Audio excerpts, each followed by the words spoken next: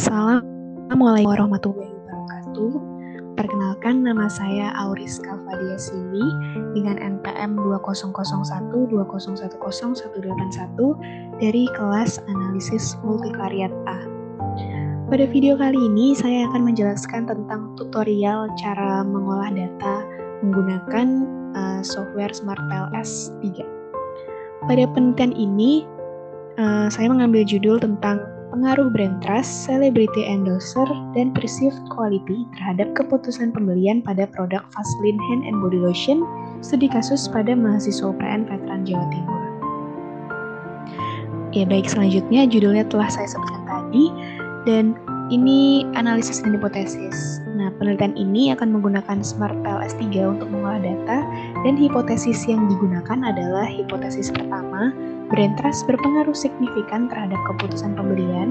Hipotesis 2, celebrity endorser berpengaruh signifikan terhadap keputusan pembelian. Hipotesis 3, perceived quality berpengaruh signifikan terhadap keputusan pembelian. Lalu ada juga kerangka konseptualnya, seperti hipotesis-hipotesis yang telah saya sebutkan tadi. Selanjutnya ada teknik pengambilan data. Penelitian ini menggunakan kuesioner yang disebarkan melalui Google Form. Nah, populasinya adalah seluruh mahasiswa aktif yang berkuliah di UPN Veteran Jawa Timur.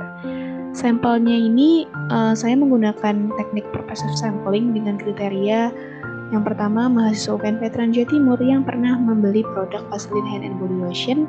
Lalu kriteria yang kedua adalah mahasiswa UPN Veteran Jawa Timur yang pernah menggunakan produk Vaseline Hand and Body Lotion. Untuk skala datanya, saya menggunakan skala Likert untuk mengukur variabelnya. Skala Likert bentuknya ada sangat setuju dengan poin 5, setuju 4, ragu-ragu 3, tidak setuju 2, dan sangat tidak setuju 1. Isi kuesionernya seperti ini. Yang pertama ada data diri responden yang mencakup nama, NPM, jurusan, lalu ada cara pengisiannya, dan ada daftar pertanyaannya. Untuk variabel X1 yaitu brand trust itu ada 4 indikator. Yang pertama ada trust atau kepercayaan, lalu ada really atau dapat diandalkan, ada honest, jujur, lalu ada safe, keamanan. Pertanyaan-pertanyaannya sesuai dengan indikator. Lalu X2 atau variabel X yang kedua ini ada celebrity endorser dengan 4 indikator juga. Yang indikator pertama ada visibility, lalu ada credibility, attractiveness, dan power. Pertanyaan-pertanyaan pun sesuai dengan indikator-indikator yang telah dipilih sesuai teori. Lalu X3 ada perceived quality dengan 4 indikator. Yang indikator pertama ada kualitas produk, ada reputasi produk, karakteristik produk, dan kinerja produk. Lalu untuk variabel Y, yaitu keputusan pembelian, ada 3 indikator. Indikator pertama adalah kemantapan dalam membeli, lalu pertimbangan yang ada dalam membeli, lalu kesesuaian atribut dengan adanya keinginan dan kebutuhan. Setelah saya menyebar kuesioner tersebut melalui Google Form, media Google Form, saya mendapatkan total 31 responden dengan data mentah seperti ini. Ya, seperti ini sudah saya ambil dari spreadsheet atau Excel-nya. Lalu untuk hasil pengolahan datanya akan saya jelaskan di aplikasi SmartPLS seperti ini. Jadi sebelumnya data-data yang telah saya dapatkan dari responden ini di Excel, lalu di save dulu dengan bentuk CSV, format CSV.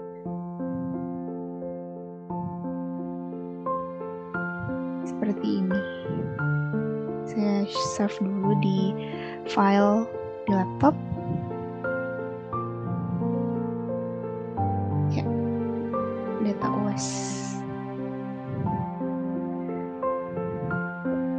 Format CSV yang koma delimited. Save.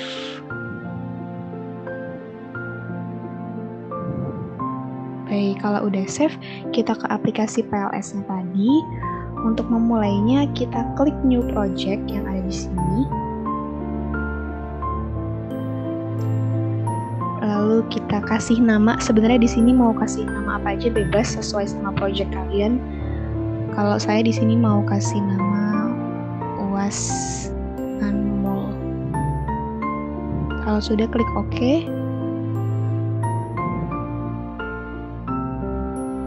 Ya, di sini sudah ada file baru atau folder baru yang udah dibuat barusan. Lalu kita double klik buat import data CSV tadi yang udah kita save. Data UAS 1. Oke.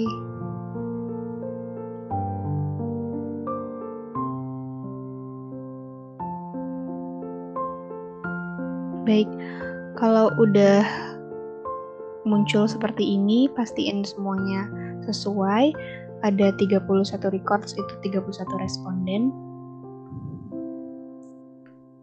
Terus kita klik ke UAS Anmol yang di sini.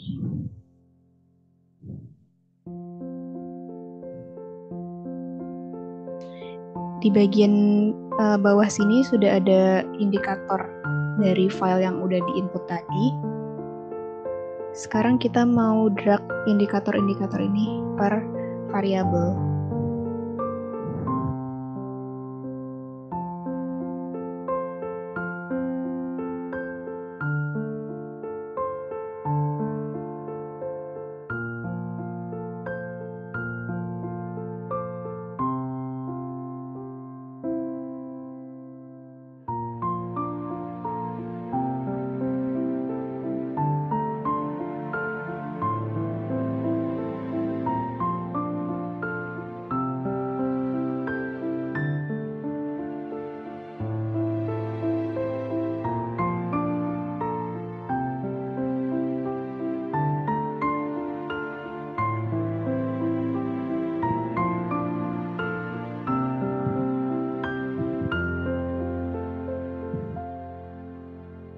Dirapikan susunannya.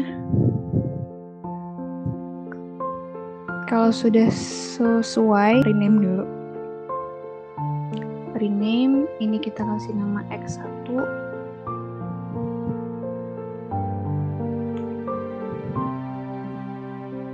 Kasih nama X2 sesuai sama variabelnya. Ini X3.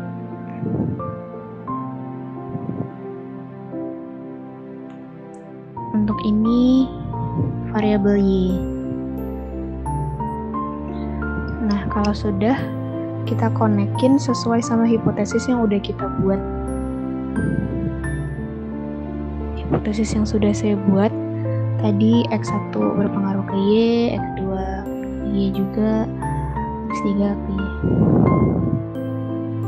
Kalau sudah, kita klik lagi ke select biar nggak konek-konek lagi untuk klik-klik yang lainnya. Lalu calculate dan kita klik PLS algorithm. Lalu klik start calculation.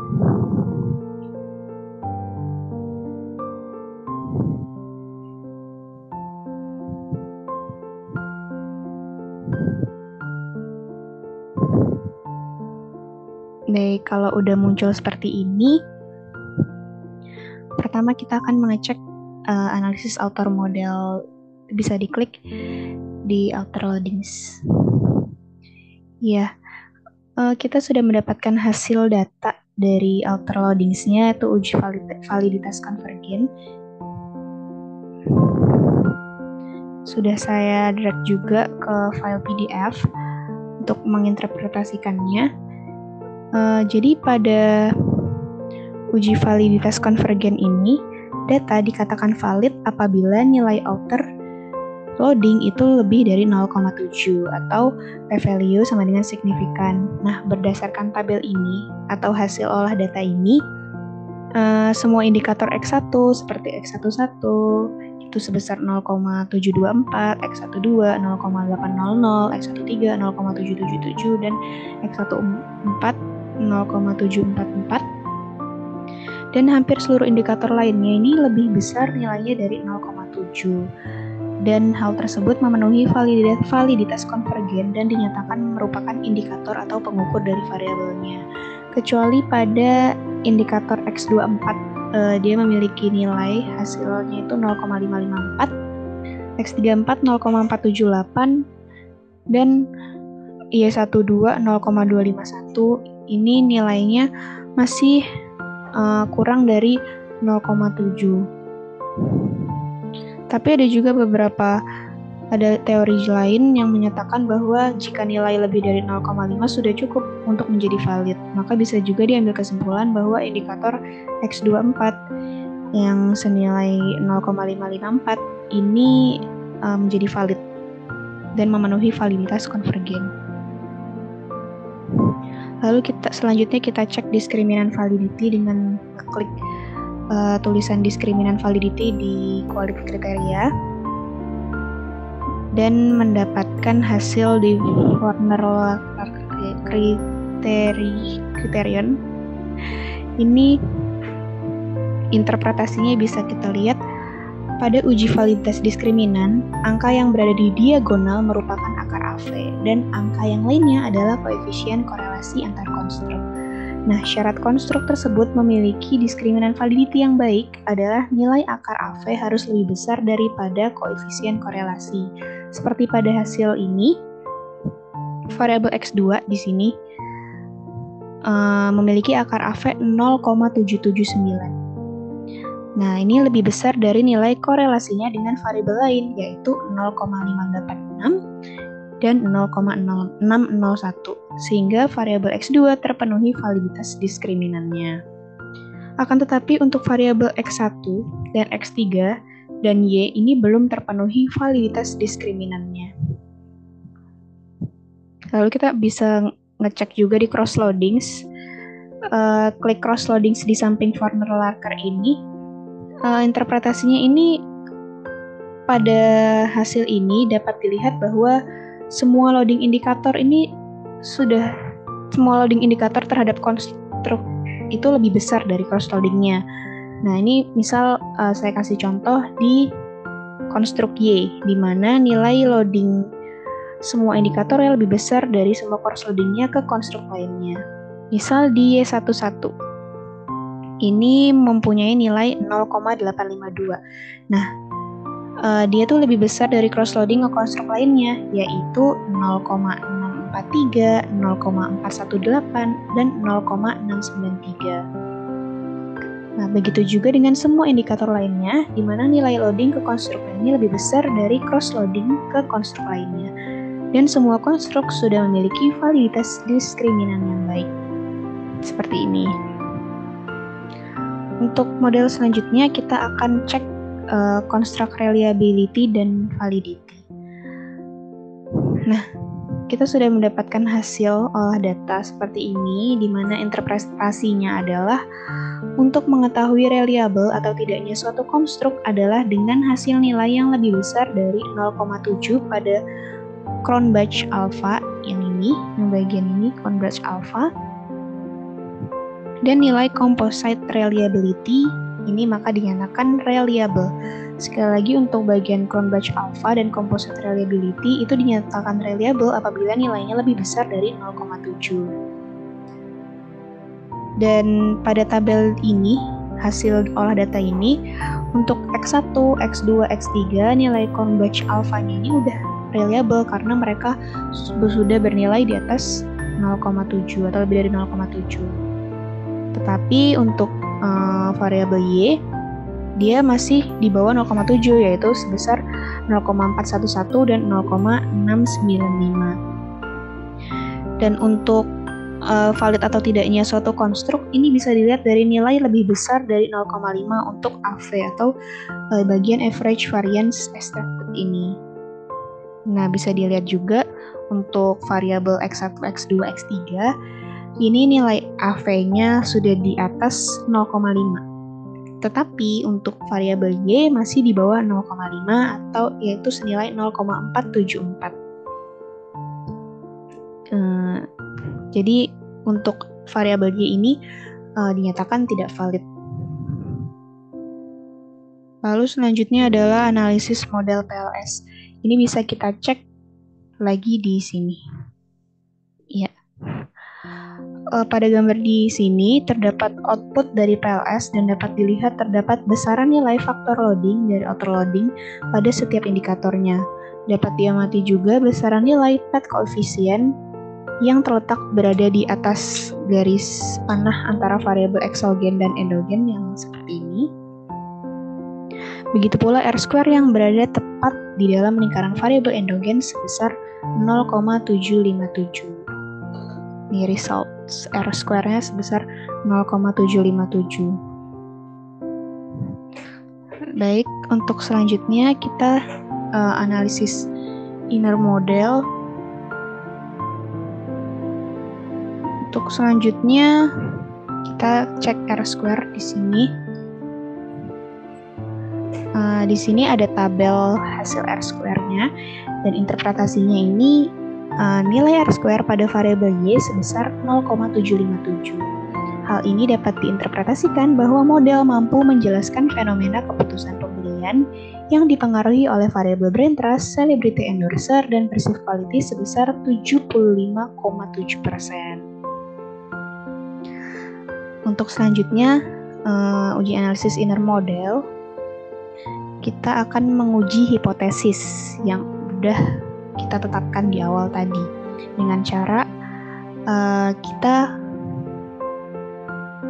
balik ke sini, lalu kita klik calculate, kita klik bootstrapping, kita klik start calculation.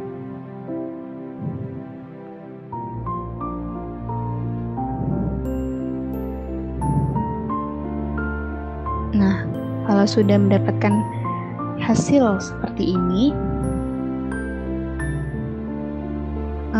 bisa kita lihat di sini hasil hipotesis pertamanya dilihat di original sampel ini. Hipotesis pertama diterima, yaitu terdapat pengaruh signifikan dari brain trust terhadap keputusan pembelian secara langsung dengan PET koefisien 0,504 dan p-value-nya sebesar 0,002, di mana p-value ini harus kurang dari 0,05 maka dapat dinyatakan berpengaruh. Untuk X2-nya, hipotesis 2 tidak diterima, yaitu tidak terdapat pengaruh signifikan dari celebrity endorser terhadap keputusan pembelian secara langsung dengan PET koefisien 0,165 dan p-value-nya 0,186, di mana 0,186 ini lebih dari 0,05, maka dapat diambil kesimpulan hipotesis kedua ini tidak diterima. Lalu untuk X3-nya, hipotesis 3 tidak diterima, yaitu tidak terdapat pengaruh signifikan dari perceived quality terhadap keputusan pembelian secara langsung dengan PET koefisien 0,298 dan p-value 1,590. Maksud saya p-value-nya 0,112, di mana ini lebih besar dari 0,05 dan dapat diambil kesimpulan bahwa hipotesis ketiga tidak diterima. Baik. Untuk kesimpulannya, pengujian outer model convergent validity, semua indikator X1 seperti X11, X12, dan selanjutnya, dan hampir seluruh indikator memenuhi validitas konvergen dan dinyatakan merupakan indikator atau pengukur dari variabel itu lebih dari 0,5, kecuali pada indikator X34 dan Y12 yang memiliki hasil kurang dari 0,5 dan tidak memenuhi validitas konvergen. Lalu pengujian outer model pada discriminant validity, variabel X2 ini memiliki akar AV 0,779 lebih besar dari nilai korelasinya dengan variabel lain, yaitu 0,586 dan 0,601, sehingga variabel X2 terpenuhi validitas diskriminannya. Akan tetapi untuk variabel X1, X3, dan Y belum terpenuhi validitas diskriminannya. Namun jika dilihat pada cross-loading, tabel yang cross-loading tadi menunjukkan bahwa semua konstruk ini sudah memiliki validitas diskriminan yang baik. Untuk selanjutnya ada pengujian outer model di konstruk reliability dan validity, hasil dari nilai Cronbach alpha dari nilai composite reliability untuk X1, X2, X3 memiliki nilai lebih besar dari 0,7 sehingga dinyatakan reliable. Tetapi untuk konstruk atau variabel Y memiliki nilai 0,411 untuk Cronbach alpha dan 0,695 untuk composite reliability, maka dinyatakan tidak reliable. Sedangkan untuk hasil pengujian nilai AV pada konstruk atau variabel X1, X2, dan X3 memiliki nilai lebih besar dari 0,5, maka dinyatakan valid, Tapi untuk konstruk atau variabel Y memiliki nilai AV sebesar 0,474 dan dinyatakan tidak valid.